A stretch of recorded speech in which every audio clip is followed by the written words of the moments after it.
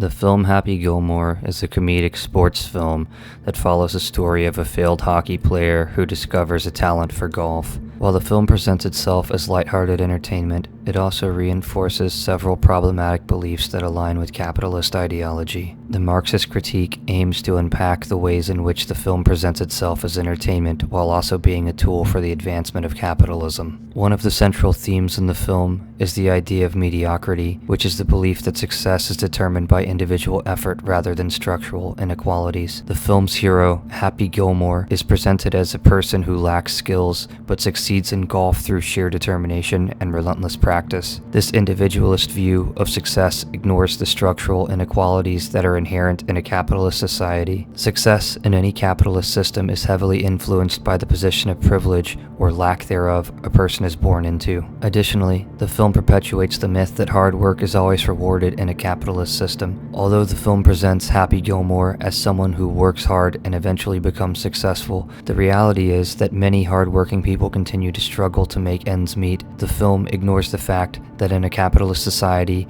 the bourgeoisie or capitalists have disproportionate control over resources and the means of production. Therefore, people like Happy Gilmore have to work harder and longer to have a chance at achieving the same level of success as those born into wealth and privilege. Another issue with the film is that it supports the notion that people should aspire to be more like the bourgeoisie. Happy Gilmore's ultimate goal is to defeat the wealthy and elitist Shooter McGavin in the golf tournament. This portrayal of the elite versus the working class reduces the complexities of class struggle and reinforces the idea of individualism. It also dismisses the collective struggle against the capitalist system that perpetuates inequality. This is dangerous because it ignores that the proletariat has to unite in order to challenge the bourgeoisie rather than compete with each other. Moreover, the film ignores issues surrounding race and gender. Happy Gilmore's rise to success reinforces the belief that sports are a mediocrity and that success is achievable through hard work and dedication. However, systemic factors like institutionalized inequalities against women and people of color mean that success for these groups remains limited. The film also fails to address that sports have historically been a means of maintaining racial and gender hierarchies, where white men dominate the sport of golf.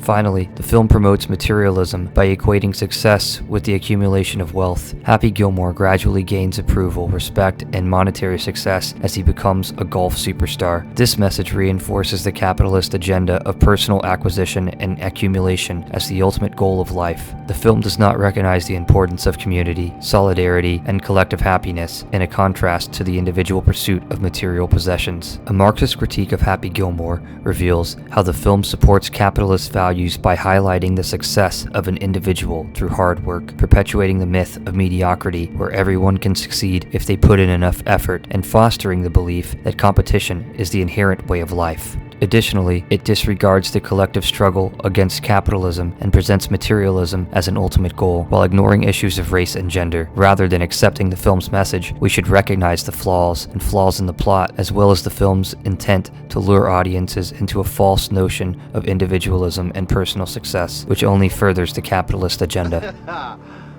Oh, you're on. You're in big trouble, though, pal. I eat pieces of shit like you for breakfast. You eat pieces of shit for breakfast? No.